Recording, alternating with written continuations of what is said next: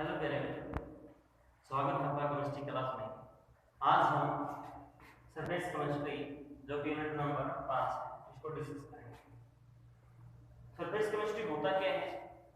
It is the branch of chemistry which deals with study of phenomena occurring on the surface of the substance.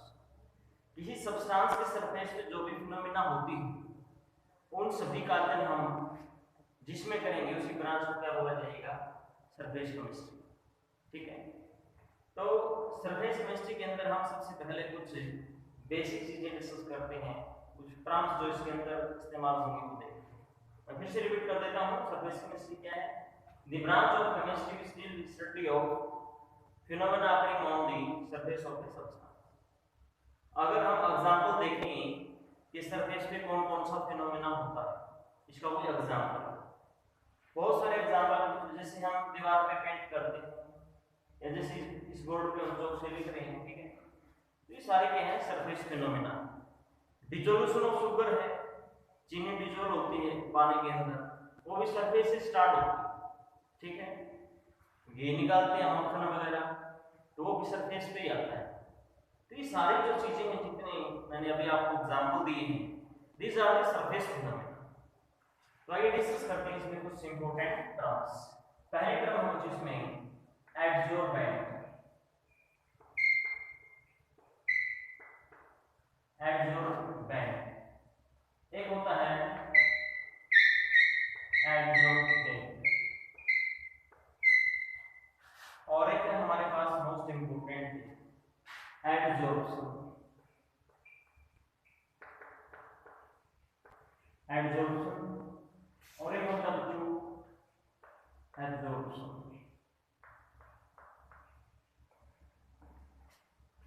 ये absorption का मतलब क्या है?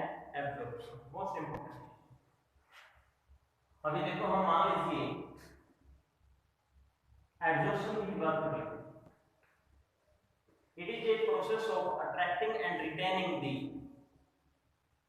Of a substance on the solid surface. किसी substance के molecules का attract होना और रिटेन होना, बने रहना उसके सरफेस, इसको हम क्या बोलते हैं? एडजॉर्प्शन। मतलब क्या है बच्चों? जैसे इसका हम एक कॉमन एग्जांपल समझते हैं।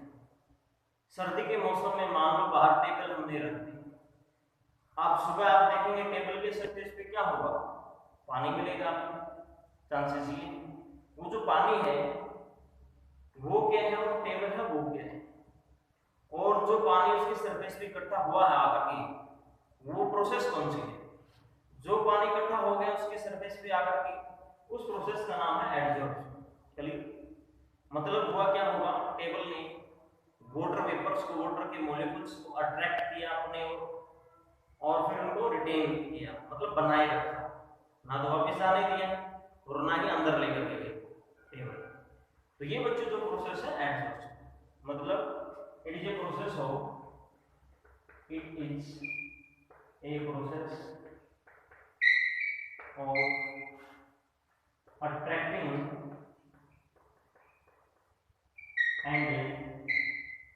retaining of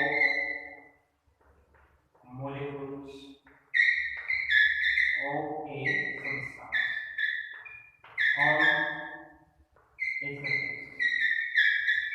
on a chemical. It is a process of attracting and retaining of molecules of a substance on a surface, किसी surface के ऊपर। टेबल का भी एग्जांपल दिया था मैंने आपको, टेबल है हमारे पास और उसके ऊपर क्या है? भाई पानी खत्म हो गया। और एग्जांपल लेते हैं हम जो आपको एग्जाम में लिखना हो। ये टेबल वाला एग्जांपल जस्ट समझने के लिए आपके, तो ये देखिए बच्चों, एक वेसल हमने लिया मींस, ठीक है, इस वेसल के अंदर क्या है? Water vapour. ये हम मान लेते हैं वाटर वेपर दी जाती है, ठीक है। इसमें हमने डाल दिया सिलिका जेल, सिलिका जेल डाल दिया, लिख देता हूं दी जाती H2O वेपर, वाटर वेपर, इस सिलिका जेल, ठीक है। ये सिलिका जेल लिया, वाटर वेपर लिया, दो चीजें आपके साथ, ठीक। अब होगा क्या, कुछ होगा क्या, बिल्कुल होगा। देखिए ये जो वाटर वेपर है ना, इसके सरफेस पे इकट्ठे हो जाएंगे। जो सिलिका जेल है इसके सरफेस पे जितना भी वाटर है ना, ये वाटर वेपर्स इधर इकट्ठे हो जाएंगे। बात ये क्या देखा आपने, वाटर वेपर थे वेसल के अंदर, उसमें आपने सिलिका जेल लिया और फिर आप देख रहे हैं कि सिलिका जेल के सरफेस पे वाटर मॉलिक्यूल्स इकट्ठे हो जाते हैं। This process is called adsorption. बच्चों ये एडसॉर्प्शन क्लियर। अब मैंने दो टर्म लिखी थी मोस्ट इंपोर्टेंट, इनको भी समझते हैं। ये क्या है, देखो बच्चों इसमें दो चीजें हैं, एक सिलिका जेल और एक वाटर वेपर। अगर मैं आपसे पूछूं जो एडसॉर्प्शन प्रोसेस है ना, एडसॉर्प्शन प्रोसेस ये किसके सरफेस पे हुई है भाई, आप फटाक से बोलेंगे सिलिका जेल के सरफेस पे, नो प्रॉब्लम, सही बात है। किसका एडसॉर्प्शन हुआ है, आप बताइए, वाटर मॉलिक्यूल्स, वाटर वेपर। तो बच्चों जिसके सरफेस पे एडसॉर्प्शन होता है दैट इज एडसॉर्बेंट। ध्यान से देखिए जरा, a substance on which surface adsorption process take place that is called adsorbent, उसको हम adsorbent बोलते हैं। और adsorbent की अगर हम बात करेंगे, इसमें आप क्या लिखेंगे, foods adsorption techniques, foods adsorption occur, जिसका एडसॉर्प्शन होता है that is called adsorbent, on which surface adsorption take place, जिस सरफेस पे एडसॉर्प्शन प्रोसेस होती है उसको हम एडसॉर्बेंट बोलेंगे।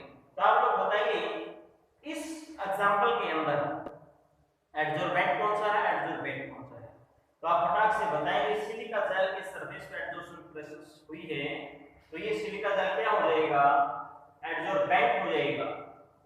और बच्चों एडसॉर्प्शन किसका हुआ है, वाटर वेपर, इसमें वाटर क्या हो जाएगा बच्चों, वाटर इन दिस केस एडसॉर्बेंट। तो ये तीन चीजें हैं, तीन टर्म हैं इंपॉर्टेंट। ये प्रोसेस है, ये जो प्रोसेस जिससे होती है, जिसकी होती है, ठीक है, उनके नाम दे रखे हैं। अगर मैं आपसे पूछूं कि जो टेबल का एग्जांपल दिया था मैंने, पानी और टेबल, सुबह पानी मिलता है टेबल के ऊपर आपको, तो जो बताइए उस केस में एडसॉर्बेंट कौन सा और एडसॉर्बेंट कौन सा, तो आप फटाक से बोलेंगे टेबल के सरफेस पे एडसॉर्प्शन प्रक्रिया हुई है, प्रोसेस हुई है, तो टेबल क्या हो गया, एडसॉर्बेंट, और पानी क्या हो गया भाई, एडसॉर्बेंट, ठीक है, ये चीजें ध्यान रखना। अब एक टर्म और यहाँ पे आती है डिसॉर्प्शन। कौन सी टर्म है जो, डिसॉर्प्शन। अब ये डिसॉर्प्शन क्या होगा, तो आप देखेंगे सर्दी के मौसम में सुबह पानी मिलता है टेबल के ऊपर, आपको बाहर अगर कोई टेबल रखी है, जैसे ही सनलाइट उस पर गिरती है धीरे धीरे धीरे वो सारा पानी चला जाता है, चला गया, तो रिवर्स ऑफ द एडसॉर्प्शन हो गया मींस, तो उस प्रोसेस को हम क्या बोलते हैं, डिसॉर्प्शन। तो इसको अगर हम देखें डेफिनेशन के हिसाब से, क्या डेफिनेशन इसकी बनेगी, it is a process, it is a process of removal of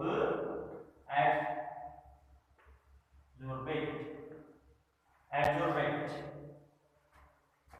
from the surface of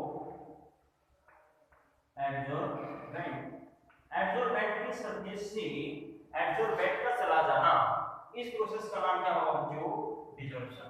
वैसे ठीक है, आगे जाके हम नेक्स्ट लेक्चर के अंदर देखेंगे, सारी बातें डिस्कस करेंगे कि भी जो एडसॉर्प्शन है ये एक एडसॉर्प्शन प्रोसेस है, वो क्या होती है और क्यों है, ऐसा कुछ देखेंगे। अभी हम आ जाते हैं एब्जॉर्प्शन के ऊपर, ये टर्म भी लिख रखी है मैंने। अभी यहाँ देखो आप एक और एग्जांपल हम ले लेते हैं। आपके बारे में मैंने इसमें क्या डाल दिया, इस वेसल के अंदर वाटर वेपर है, एज्यूम कर लिया, ठीक है, तो ये देखिए वाटर वेपर हमने लिया, वाटर वेपर हमने लिए इस वेसल के अंदर, और इस केस में हम आपके पास क्या डाल देते हैं, एनहाइड्रस CaCl2। ध्यान दें एनहाइड्रस कैल्शियम क्लोराइड, मतलब पानी नहीं है इसके अंदर, अगर पानी हम डाल दें CaCl2 के अंदर मतलब क्या हो जाएगा, वो हाइड्रस स्टेट के अंदर हो जाएगा। आपको पता है एनहाइड्रेटेड और हाइड्रेटेड दो फॉर्म में पाया जाता है आपको साल्ट। अभी हम बात सिर्फ इतनी करते हैं, एक वेसल के अंदर वाटर वेपर हमने लिए थे और उसमें हाइड्रस कैल्शियम क्लोराइड डाल दिया तो क्या होगा देखो, तो कुछ ऐसा हो जाएगा। ये देखिए, आप पूरी सोचिए इसमें और इसमें डिफरेंस क्या है। देखो बच्चों, जो वाटर वेपर है इसके अंदर भी चले जाते हैं इन दिस केस। इस केस में सिलिका जेल सिर्फ सरफेस पे रहेगी, वाटर वेपर सिर्फ और सिर्फ कहाँ रहते हैं, सरफेस पे, और इसमें अंदर भी चले जाते हैं। तो ये फर्क है दोनों में। एब्जॉर्प्शन में, एब्जॉर्प्शन क्या है, एब्जॉर्प्शन तो आपका सरफेस पे होगा, सरफेस फिनोमिना मैंने सरफेस पे हो, और ये क्या है, bulk phenomena. Bulk phenomena, bulk का मतलब होता है मींस अंदर भी होल कंप्लीटली।